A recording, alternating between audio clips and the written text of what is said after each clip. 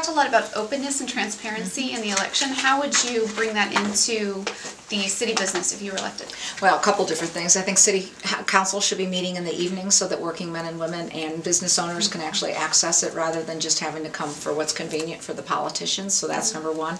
Number two, as far as transparency, everything should be on the website. We air channel 2 for the council meetings, but not the other meetings that go on, so that the public, if they're interested, they can watch currently the council and the planning commission. But there may be other things, other forums to be able to bring the public into that.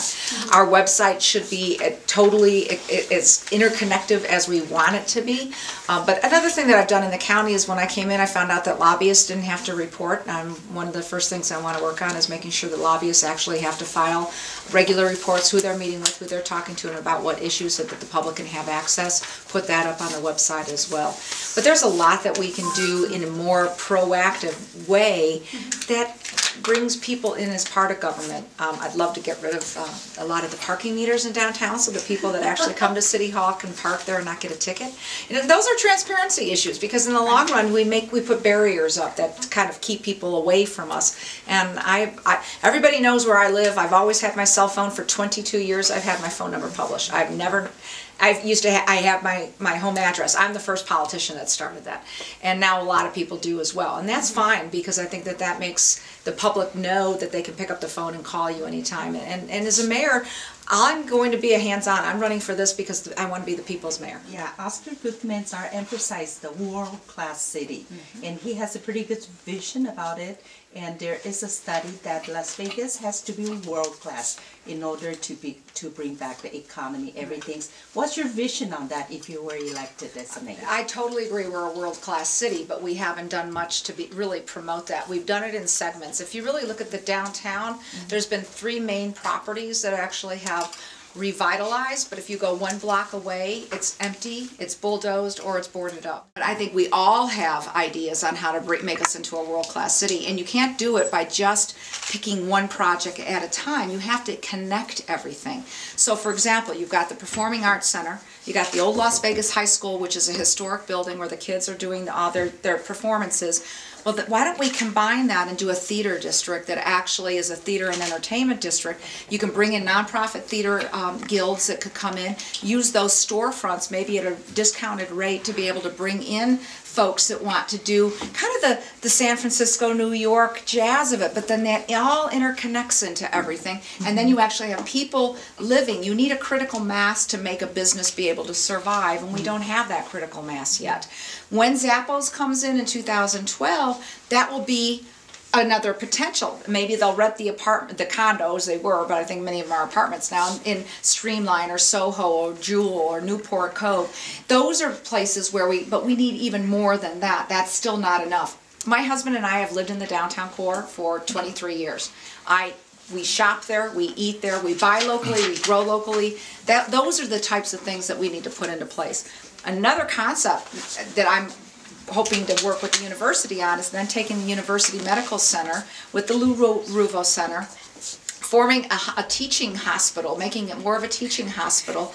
You could then create, I would love to do, actually have the school district build a new school in the redevelopment area, and that would focus on technology, medical, and our culinary experts. So we could actually have the youth do what they do in Chicago. They have the oldest urban high school in Chicago, downtown Chicago, 33 acres. The kids do a traditional school, but they also grow all the culinary food for the restaurants in that key corridor. Well, we've got some of the best restaurants in the world, so why not work with those chefs, have those young people grow some of their food, maybe their herbs or whatnot, sell that, and then put that money back into a scholarship fund for those young people once they graduate. You could do a 3-pronged approach. You could do the arts, the medical, technology, and culinary. So there are things that we can do, but I can do that because I've worked with the superintendent, I work with UNLV, I've worked with the community college. I can bring those people to the table and sit down and figure out how we can do it instead of just talking about it.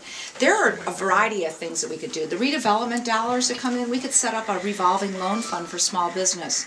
Most small businesses say they go out of business within 3 years because they're undercapitalized. Well, if we had some funding where we're not giving it away, there's a payback, but we can get them their startup costs, then that's a better use of dollars than just giving somebody a check. That's not reinvesting in them and what they're trying to do. So those are some things that we could very easily do within the redevelopment core that really broadens them. Businesses, they look for the quality of the education programs that are there. Their taxes are about 8th or 9th on the list.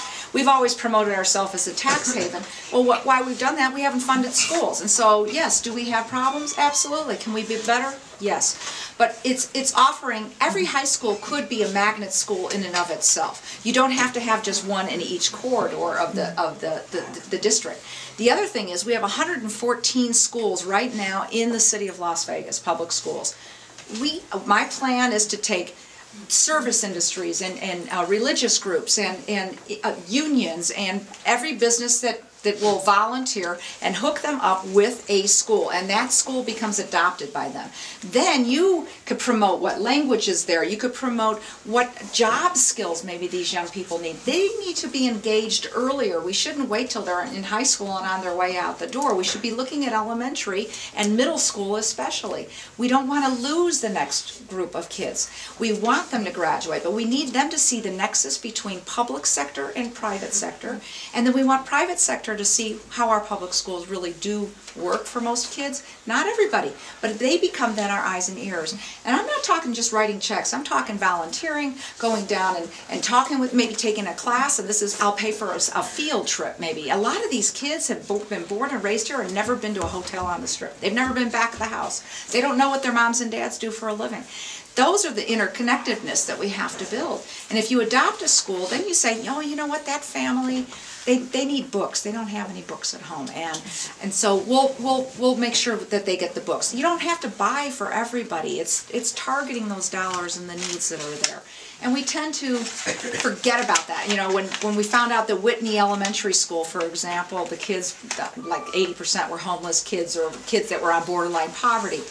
We focused on that, but I'm going to tell you that's across this valley. It's not just 1 or 2 schools. And so if we can take our expertise as businesses and as politicians and hook them up with the schools early on, then there's a buy-in and a support that's there. And that's part of what we've been missing, and that's how you grow a community. We've been building a lot of casinos and different things, and there was a time where we were trying to gear back towards family, and now there's nothing for the children to do or nothing to do with the family. As mayor, what would you bring that could help, not only help the economy, but also help us know that Vegas is more than just Sin City? Exactly, yeah. It is. To be a child in this town, it's very, very difficult. We have no extracurricular. The last pool that's been built in 20 years is in my district, and it's out in Hollywood. That was...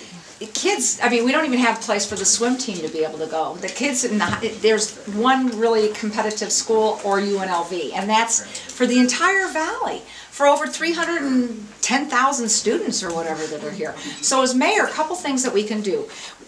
I as the mayor, but in conjunction with the council, we ought to take a look at what amusement parks might be out there, what family type activities. That's what the Strip needs to kind of reinvent itself into, is some addition.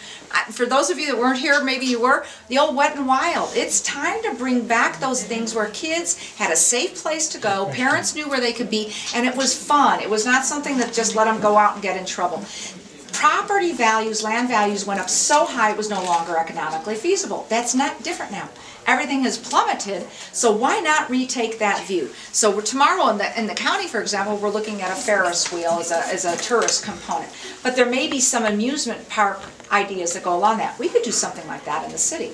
But most importantly, I still go back to, we should be rebuilding our older schools, and in conjunction with that, putting in various types of recreation and family type activities that can be used in the evening, not just when the school is open or when it's convenient. And as mayor, that's part of the modeling that has to come in to bring the pride, to bring back the world-class city. You don't have a world-class city if you don't have people engaged in knowing who their neighbors are, supporting each other locally, growing things locally, and taking pride in their community.